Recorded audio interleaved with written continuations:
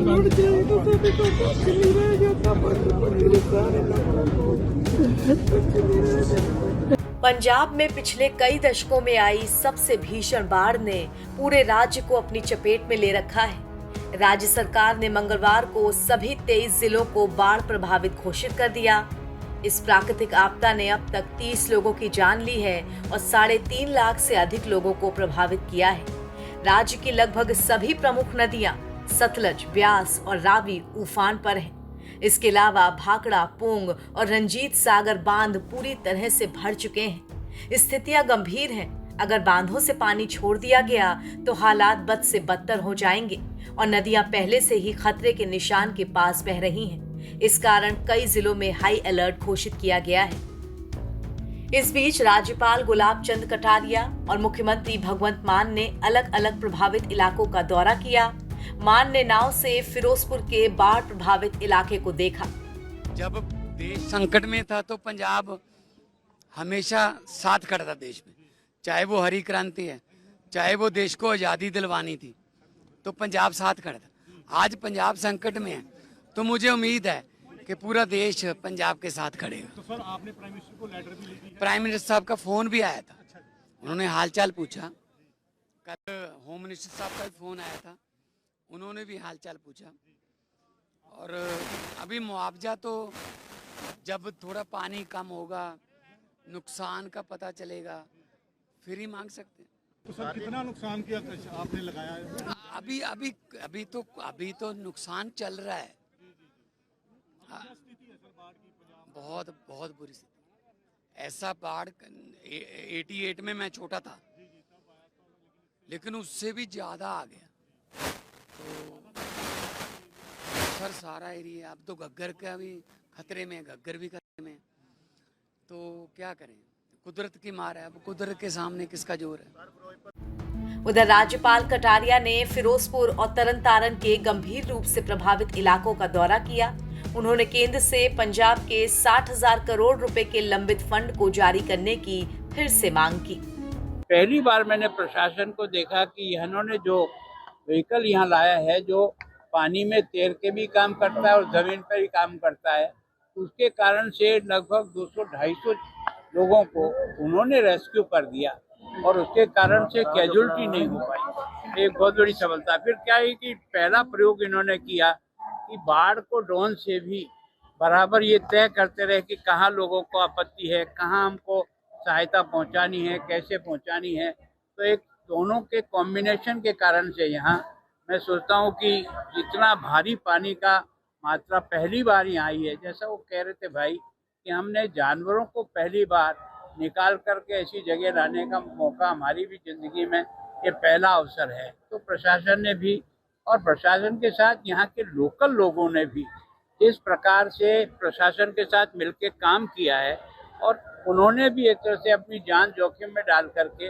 लोगों को बचाकर सुरक्षित जगह लाए। डीसी मैम डे नाइट काम कर रहे हैं। हो गया, हालात काफी खराब है, इसको नेशनल डिजास्टर नहीं डिक्लेयर करना चाहिए? राष्ट्रीय आपदा नहीं इसको डिक्लेयर करना चाहिए? क्या चीज? राष्ट्रीय आपदा, नेशनल डिजास्टर। देखो, मैं सोचता हूँ कि ये सरकार की मांग के आधार पर सरकार करती है, लेकिन जो कुछ भी आपदा आई है वो उसकी सारी जानकारी हमने 12 जिलों में, पंजाब में 22 में से इस प्रकार की आपदा है। 6 जिले उससे बहुत ज्यादा प्रभावित है। केंद्रीय गृह मंत्री जी से मैंने स्वयं ने मुलाकात करके उनको सारी रिपोर्ट दी है। प्रधानमंत्री जी ने स्वयं ने मुख्यमंत्री से इस सारे हालचाल के बारे में बात की है। तो सरकार भी पूर्णतः मदद करेगी, लेकिन इस सारी की जानकारी तो प्रशासन, जैसे ही पानी नीचे उतरेगा उसके बाद कितना फसल का नुकसान है, जानवर का नुकसान कितना है, घर कितने डैमेज हुए हैं और क्या क्या नुकसान हुआ, उस सब का बनाकर जब भेजेंगे तो उसके हिसाब से सहयोग केंद्र की सरकार करेगी। पंजाब के 1400 से अधिक गांव बाढ़ की चपेट में हैं, जिसमें गुरदासपुर, अमृतसर, होशियारपुर, कपूरथला, फिरोजपुर, तरन तारण और फजलिका सबसे अधिक प्रभावित हैं। गुरदासपुर में 324 गांव, अमृतसर में 135 और होशियारपुर में 119 गांव बाढ़ की चपेट में आ चुके हैं। बाढ़ ने 1,48,000 हेक्टेयर कृषि भूमि पर खड़ी फसलों को नष्ट कर दिया है। जिससे राज्य की कृषि आधारित अर्थव्यवस्था को भारी नुकसान पहुंचा है। खासकर धान की फसलों को, जो इस मौसम की महत्वपूर्ण फसल थी, उसे काफी नुकसान पहुंचा है। पंजाब में लगभग 3 से 4 दिनों में ही बाढ़ का प्रकोप पहले के 12 जिलों की तुलना में अब सभी 23 जिलों में फैल चुका है। पंजाब के ज्यादा बाढ़ प्रभावित क्षेत्रों में राहत और बचाव कार्य युद्ध स्तर पर चल रहे हैं। राष्ट्रीय आपदा प्रतिक्रिया बल यानी NDRF की 23 टीमें, साथ ही वायुसेना, नौसेना और सीमा सुरक्षा बल की टीमें प्रभावित जिलों में सक्रिय हैं।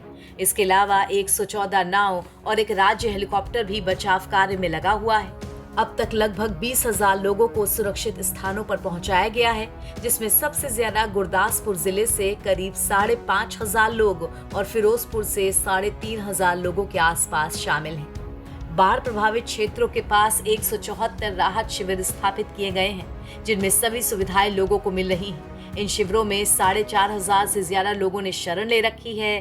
फिरोजपुर में सबसे ज्यादा 3,450 लोग राहत शिविरों में रह रहे हैं। सर मैसेज यही है, सभी रल मिल के रहे, कोई भेदभाव ना करे, सबके साथ इकट्ठे रहो। जहाँ कहीं को जरूरत पड़ती वहाँ काम करो, जैसी भी जरूरत हो पूरी करनी चाहिए। जी जी जी। तो अभी तो क्या क्या आप सामान बांट चुके हो? सर सूखी रास्ता बहुत है, जैसे भुजिया है, रस है, बिस्कुट है, सूखा दूध है, पानी है, और भी सामान है कई सर, जैसी जरूरत पड़ती वैसा ही देते हैं। गांव में बांट चुके हो आप? सर इधर तकरीबन कोई पास में गांव भी है, और जैसे हम तो बहके बोल देते हैं, इधर पता नहीं क्या बोलते, वो भी बहुत है, जो जहाँ जाया नहीं जाता हम वहाँ जाते हैं। बाढ़ प्रभावित इलाकों को लेकर स्वास्थ्य मंत्री बलवीर सिंह ने बताया कि 818 मेडिकल टीम्स बाढ़ प्रभावित क्षेत्रों में तैनात की गई हैं, ताकि किसी भी व्यक्ति को चिकित्सा सुविधा से वंचित न रहना पड़े। पशुओं के लिए भी चारा और पशु चिकित्सा सेवाओं की सुविधा उपलब्ध कराई गई है। उधर पंजाब के साथ साथ पड़ोसी राज्य हरियाणा भी भारी बारिश के कहर से जूझ रहा है। बाढ़ से सैकड़ों गांव जलमग्न हो चुके हैं, जान माल का नुकसान हुआ है, ट्रेनों पर असर और नेशनल हाईवे प्रभावित है। इससे कई जगहों पर यातायात भी बाधित है और कई गांवों में किसानों की फसलें डूब चुकी हैं। हिसार में लगातार हो रही बारिश ने हालात गंभीर कर दिए हैं। इस बार मॉनसून ने सामान्य से 68% अधिक बारिश की है। जिले के 180 गांव पानी में पूरी तरह डूबे हुए हैं। पहाड़ों पर हो रही लगातार बारिश और हथनीकुंड बैराज से लगातार पानी छोड़े जाने से यमुना खतरे के निशान से ऊपर बह रही है। हरियाणा में पूरी तरीके से अलर्ट है। यमुना में आए 3,40,000 क्यूसेक पानी के बाद इसका असर आसपास के गांव में भी देखने को मिल रहा है। नवभारत टाइम्स की रिपोर्ट।